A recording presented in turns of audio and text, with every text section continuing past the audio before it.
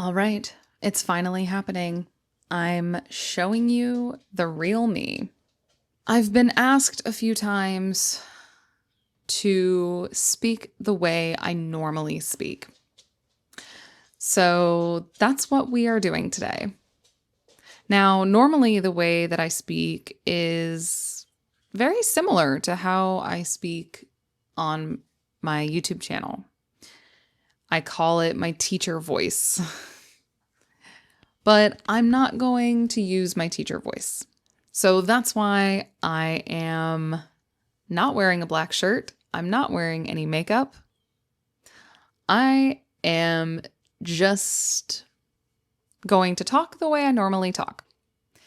And the topic for today is how I became an English teacher. So, in order to explain this, I have to take you back to 2018. In 2018, I got a job working at a local independent bookstore in my hometown in Kentucky. I got this job, and it was my first real job, and I really, really liked it. I really, really liked working at this bookstore. I worked in the kids department, and I just had a lot of fun. The people I worked with were amazing. I was good at my job. It was great. I really liked it. I really enjoyed it. And I worked there for over a year. But the reason I stopped working there was actually not because of the pandemic or anything like that. It was because I met my husband. I met my husband also in 2018, not long after I started that job, actually. I started that job in May of 2018, and then I met my husband in August of 2018. And we dated long distance for over a year. So I was still in Kentucky, he was here in Florida, and we were just texting back and forth and talking on the phone and stuff like that. He would come up to Kentucky to visit me, and I would come down here to visit him. And then once we had been dating for like a year, we kind of started talking about maybe we should actually live in the same city. So when we started thinking about that, we started thinking about the logistics of it. Like, okay, what would that look like? Well, he had a really good job here in Florida, and I was only working at a bookstore. So we decided, okay, well, I'm going to move here to Florida instead of him moving from Florida to Kentucky. So that meant that I needed to start thinking about changing jobs. And I started looking at jobs here in Florida, started looking on job boards, and I couldn't really find anything. And finally, I thought, okay, instead of trying to find a job in an office or in another bookstore or something, let me try to find a job online, like a remote job.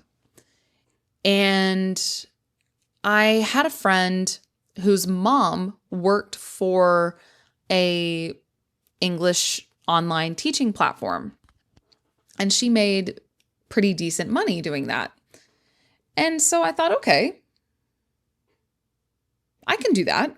I work with kids already, working in the kids department of a bookstore. So yeah, I can do that too.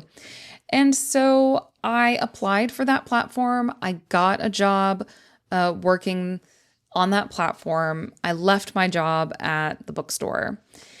And so for a while, I was teaching English online. And then I was also a master's student. And I was dating my husband long distance. And then finally in December, it was after Christmas of 2019. So it was like right at the beginning of 2020, I moved down here to Florida. And that was only a few months before the pandemic started. So I moved here in like December 2019, January 2020. I was here for just a few months and boom, lockdown happened. And all of a sudden, my husband and I were spending a lot of time together, which was fine because we really liked each other. And so we had no problem spending a lot of time together. And I was continuing to teach English really, really early in the morning and then doing all of my master's work in the day. So I would wake up super early, like 5 a.m., 5:30 a.m., and I would teach for 3 to 4 hours really early in the morning because all of my students were in China. So there's a 12-hour time difference between China and the East Coast of the US where I live. So I would wake up super early, teach for a few hours, and then I would spend the rest of the day working on my master's stuff. And I worked on that platform as a teacher for about a year and a half. But the reason I finally stopped was because it became so soul-sucking. Like, I wasn't lacking students. I was actually a really popular teacher on that platform, but all of these were kids who didn't want to be there. And so it just started becoming soul-sucking. Like, it did not feel good to teach them anymore because they didn't want to be there. They didn't want to learn. They were forced to be there by their parents. So as a teacher, it just made me feel really bad and I didn't enjoy it anymore, but I still really enjoyed teaching. So I switched to a different platform where I was able to teach kids and adults. And I started teaching a mix of some kids and some adults and from a variety of different countries. So I started teaching on that platform in April of 2021. And it was great. I was a really popular teacher on there as well. And I had a lot of different students. It was really cool. I still taught some kids, most of them from China. And it was great. I really, really liked it. And I taught on that platform for several years. But then I left that platform at the beginning of 2025. And my God, January 2025 was a crazy month for a variety of reasons. One, I went viral on YouTube. That was a crazy time. That was wild. I was so overwhelmed with suddenly having so many people, so many eyes on my content. It freaked me out. So I went viral on YouTube. And at the same time, I was trying to transition all of my students off of this platform to the private space. Like, I was trying to set up logistics for maintaining my students, but as a private teacher. And I had to do it all myself. I had to figure out all of the administrative practices, all of the logistics that just go into that. And oh my God, it was so stressful. It was so incredibly stressful. But I've now gotten to a point where I teach 100% privately. I do not work for a platform. And I like it much, much better this way. I have more control over my schedule. I don't have to answer to a platform, and a platform is not taking a part of my class either, my class fees. And that was the reason I left my previous platform, was because they announced at the beginning of the year that they were jacking up their commission rates. And I thought it was already too high. It was 15% before. And I thought, oh, that's kind of a lot. But I was always okay with 15%. But then they jacked it up to 21. And I thought, absolutely not. Absolutely not. Like, I am not going to charge more for my classes. I'm not going to pass on that cost to my students. That's ridiculous. A 6% increase? Absolutely not. So I thought, no, I'm done with this. I'm done with this platform. I'm switching over to private teaching. And honestly, I'm so glad that I did. It's more work for me because I have to do all of the administrative stuff, but it's more freedom and it's cheaper for my students because I did not know for the longest time, I did not know that my students were actually being charged extra by the platform. So not only was the platform taking a huge commission, but they were also charging additional administrative fees to my students. So I don't do that. As a private teacher, like, you are charged, you pay just what I charge. There's no extra fees.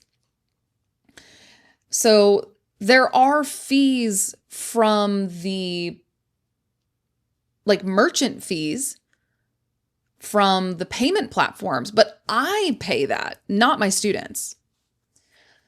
I also have a lot more freedom in terms of being able to reschedule if I need to reschedule, and my students can reschedule much more easily, and I get paid when students book versus after the class is completed, which I really prefer. I like that a lot better. It's just better all the way around. Yes, it's more work for me, but it's better all the way around. So now I'm still a private teacher, but I am trying to move more into this content creation space. I'm trying to figure out how to reach more people. I reach a lot of people on YouTube, but I want to be able to provide more like teaching services to more people. I don't know what that's going to look like. Probably it will be courses, but it could be things like group classes or workshops. I'm not sure. I'm thinking. I've been thinking a lot. But it is also really hard at the moment because I do all of this myself. So I am teaching all of my private students, and then the rest of the time I'm making videos, managing my YouTube channel, trying to figure out courses and things like that. And it's just a lot, especially video editing. Video editing is by far the biggest chunk of time. It's the biggest time suck. And one day I want to have a video editor. One day. But it's not this day because I don't make enough money to be able to hire a video editor. But if I'm able to do things like sell courses or host workshops or group classes or something like that, then I should be able to make more money to hire a video editor, make more videos, make more content, and that's a win-win for everybody. So that is a broad overview of how I started as an English teacher, how I am a teacher now, and a little bit of how I want to move forward in the future. 2025 has been a wild year for me, and I'm extremely grateful for it. I'm grateful to you all, my audience. I want to continue doing my absolute best to make the best content that I can make and learn and grow and just continue to help people, because that's what drives me as a person. That's what fulfills me as a person, is I feel called to help people and to be useful to people and share my experience, share my knowledge in the best way possible, and try to find the people that I can help. So that's where we're at right now. And I feel pretty good about it. It's low-key stressful, not gonna lie. It is low-key stressful. But I'm also very, very grateful to be here because think of the alternative. I could be in an office right now. I could be in a cubicle, click-clacking away at a keyboard, getting yelled at by a boss. I could just be slowly dying inside in an office somewhere. But instead, I am living a very creative life at the moment. And I'll tell you what, it feels a lot better. But it is stressful because of the money part of it, because, currently it does not support me. And I'm trying to make some changes to that. So I hope you enjoyed this little look at how I really talk. I'm curious, were you able to keep up with what I was saying? Am I speaking too quickly? Am I making sense? I would say that in general, the way that I've been talking is pretty close to the way I normally talk. I'm still speaking clearly though, because that's how I talk in general. In general, I do like to speak clearly. I don't like to mumble. I don't like to blah, blah, blah, blah, blah, like that. I do use more slang in general, but this topic didn't really provide me a whole lot of opportunity to use a lot of the slang that I use, in my everyday life. But if this is useful to you, if this is interesting to you, if you like listening to the way that I normally talk, then let me know. Because then I can make more content like this that's more like the way I normally talk, if you like that sort of thing.